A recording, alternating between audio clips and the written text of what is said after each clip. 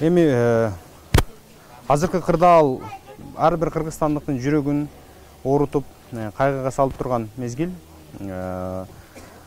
Биздин ушул жердеги эвакуация болгон элдер, ошол жердеги биздин чек араны коргоп турган аскерлерибизге кандай десем, ушу Баткен элине негизи эле биз чыныгы сыймыктана турган эрдикти берсек болот десек болот. Себеп дегенде ушу биздин чек арада ушундай болгон мамлекетибизди ушундай Кыргызстандын жери деп ошол жерде жашап, ошол жерде биздин адам аскерлер, жоокерлерибиз коргоп турганыга биз аябай сыймыктанабыз. Анан эми бул ар бир кыргызстандыктын чынын айтканда жүрөгүн оорутуп, уктатпай баарыбыз кайгыдабыз. Жана ошондой эле ошол жердеги курман болгон биздин жоокерлерге, кыргыз элинин чек арасын коргоп, баатырлык менен курман болгон биздин жоокерлерге, жана ошондой эле ушу жергиликтүү тургундардан дагы каза болгондор бар экен, баардыгынын үй бүлөсүнө, ата эне жакындарына сабыр айтабыз, кайгыларын тең бөлүшөбүз. Эми бунун баары сүйлөшүү, дипломатия менен чечилиш керек деп эсептейбиз. Себеп дегенде согуш эч кимге керек эмес.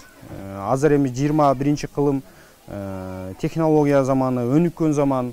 Ошон үчүн бул нерсе мен ойлойм тажик элине дагы, кыргыз элине дагы керек эмес.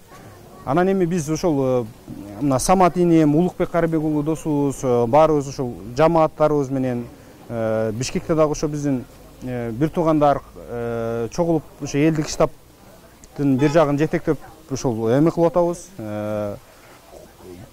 Кол жетти, жардам бере берели деп атабыз. Мисалы Дворец спорта дагы республикалык штабтагы иштеп атат. Мисалы МЧСке алып келип иштеп атат. Андан сырткары ошо элден элге деп биз өзүбүз ошо жерден кайдыгер эмес элдерден чогулткан буюм тайымдар, акчалар, ошолорго биз мына жардам алып келдик. Алар элдин өзүнө тапшырып атат. Элдин МЧСке эмес, башка органдарга эмес, ошол элдин өзүн алып келип колуна берип ошентип атабыз аманаттарды. Эмне үчүн мындай болуп кетти?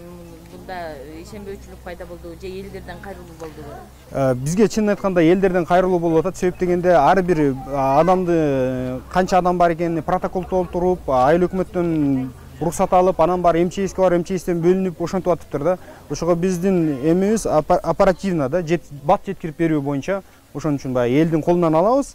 Анан кийин аны мамлекетке эмес, наоборот өзүбүз келип элдерге, туура эле элдерге беребиз. Бирок мамлекетибиз дагы эми Алла ыраазы болсун, баягы баарыбыз биригип өлкөбүзгө, мамлекетибиздин бүтүндүгүнө салым кошо беришибиз керек. Ал жактан ушу мамлекет эле берип атса, бул жактан биз дагы кол кабыш кылганыбыз бул жакшы нерсе деп ойлойбуз.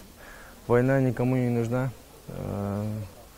Эта война сплотила нас, сделает, я надеюсь, нас сильнее. Очень много жертв, люди ночами не спят, вся страна переживает, везде, во всем мире все кыргызы сплотились, отправляют гуманитарную помощь. Я надеюсь, это закончится, и мы все обретем покой. А так, спасибо, хотелось бы сказать вам, что вы остались здесь, что не ушли. Если бы вы ушли отсюда, то уже думаю, что таджикская сторона бы уже захватила бы уже все земли. Поэтому спасибо вам, народу, который здесь живет. Спасибо солдатам, которые воюют. Настоящие герои. Нужно, мне кажется, им отдавать звание Героя Кыргызстана. Так что спасибо вам большое. Вот приехали с братьями, с братанами поддержать, помочь. Привезли гуманитарную помощь. Надеюсь, все закончится, все будет хорошо.